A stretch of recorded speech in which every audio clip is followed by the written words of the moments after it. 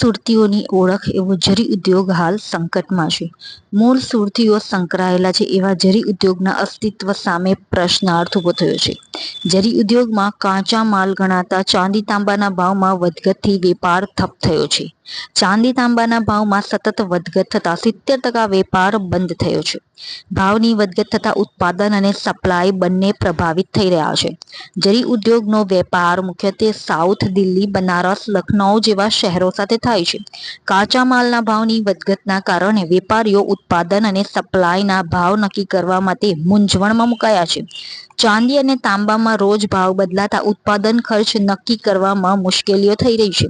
ભાવની વધઘટના કારણે વેપારીઓ ઓર્ડર લેવાનું ટાળી રહ્યા છે, તો સતત ચાંદી તાંબાના ભાવની વધઘટના કારણે પેમેન્ટ પણ અટવાઈ રહ્યું છે, જેથી વેપારીઓને નવો ઓર્ડર લેવામાં જોખમ ઊભું થઈ રહ્યું છે. યુદ્ધની પરિસ્થિતિને કારણે પણ જરી ઉદ્યોગ પર અસર મોટી જોવા મળી રહી છે. જરી ઉદ્યોગમાં બનતું જરદોશી તારનું ગલ્ફ કન્ટ્રી, સાઉદી અરેબિયા જેવા દેશો સાથે વેપાર થાય છે. હાલ યુદ્ધની પરિસ્થિતિના કારણે વિદેશ સાથેનો પણ વેપાર ઠપ થયો છે.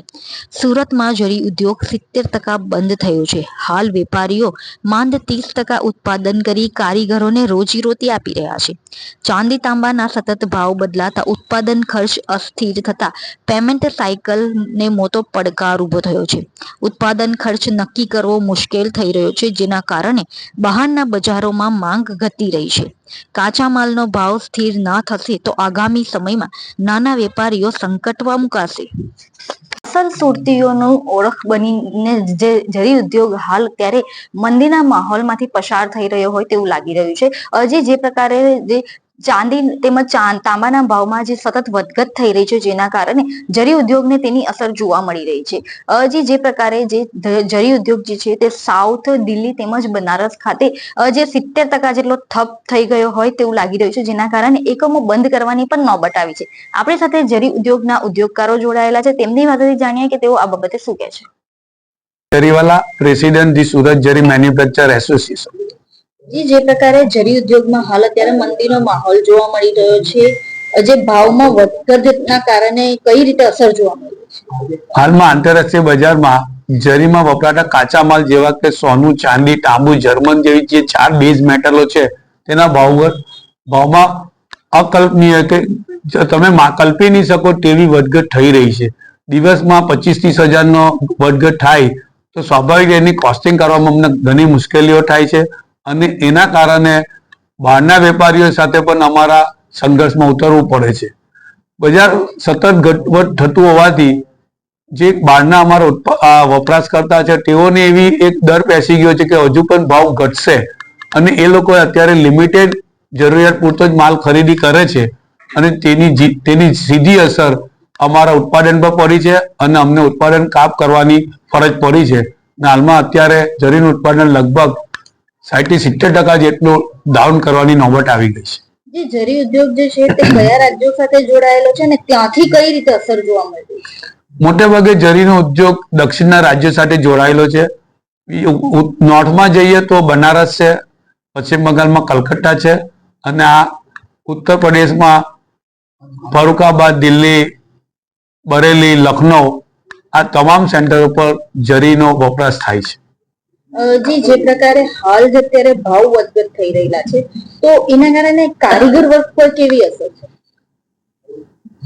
સ્વાભાવિક છે કે જ્યારે પણ જરીનું ઉત્પાદન ઓછું કરવાની નોબત આવે તો તેની સીધી અસર કારીગરોના પગાર પર પણ થાય છે, કારીગરની આમદની પર પણ થાય છે.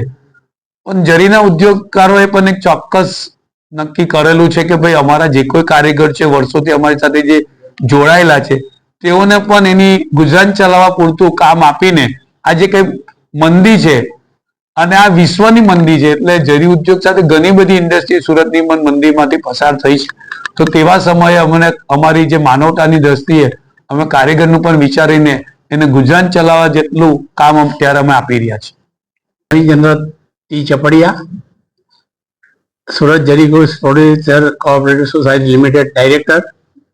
હાલ જે પ્રકારે જરી ઉદ્યોગમાં કેવી રીતે મંદીની અસર જોવા મળે છે, યુદ્ધના કારણે કઈ રીતે અસર છે? યુદ્ધના કારણે પણ ઘણી મોટી અસર છે, કારણ કે જે ધંધા રોજગાર ચાલતા હતા એમાં કાપ આવી ગયો, રો મટીરિયલના ભાવ વધઘટ મોટા પાયે થઈ.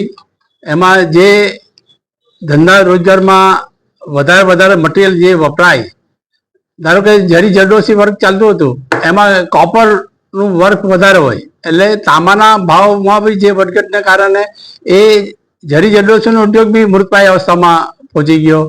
રિયલ જરી તો એ તાંબુ એમાં યુઝ નહીવટ વપરાય, પરંતુ સિલ્વર અને સોનું એ બે મેટલ સૌથી વધારે વપરાય અને એના કારણે એ ઉદ્યોગ તો લગભગ મૃતપાય અવસ્થામાં મુકાઈ ગયો છે. અને એના કારખાના જે અઠવાડિયામાં 1 કે 2 દિવસ જ ચાલે છે અને ખરેખર એ ઇમિટેશન જરી જે બને છે એના કારખાના પણ આ વેપારીઓ કારીગરોને રોટી આપવા માટે મોટો માલનો સ્ટોક કરી રહ્યા છે. અને અત્યારે પરિસ્થિતિ એવી છે કે પુરાની જે કઈ માલ ગયો છે એના પૈસા આવતા નથી. અત્યારે તો રોકડનો ધંધો ચાલે છે કે આટલા 2 પાર્સલ આપ્યા અને 2 પાર્સલના પૈસા મળ્યા, એ રીતે રોકડનો વ્યવહાર થઈ રહ્યો છે અને પુરાની જે બાકી છે એ મળતી નથી. એટલે ખરેખર બહુ દુઃખદ ઘટના આ જરી ઉદ્યોગ માટે છે.